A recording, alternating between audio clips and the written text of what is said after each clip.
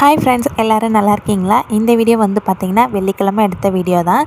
So காலையிலே அத்தை எல்லா சமையல் வேலையும் முடிச்சுட்டு வாக்கிங் போயிட்டு வரையில் கீரை கட்டு வாங்கிட்டு வந்திருந்தாங்க. ஸோ கீரையெல்லாம் ஆஞ்சு அலசி வச்சுட்டோம்.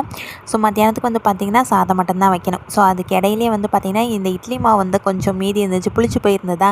சரி இதில் வந்து கார குழிப்பணியாரம் செய்யலாம் அப்படின்னு சொல்லிட்டு அதுக்கு தான் அத்தை வந்து எல்லாமே ப்ரிப்பேர் பண்ணாங்க. இது குழிப்பணியாரமும் போட்டு எடுத்து அது கூட கார சட்னி இல்லாட்டி சாம்பார் வச்சு சாப்பிட்டோம்னா டேஸ்ட்டு அடிப்பொலியாக இருக்கும். இதோட ரெசிபி வந்து கண்டிப்பாக நெக்ஸ்ட் வீடியோவில் வந்து ஷேர் பண்ணுறேன். ட்ரை பண்ணி பார்த்துட்டு எப்படி இருந்துச்சுன்னு என்னோடய வீடியோவில் கமெண்ட் பண்ணுங்கள்.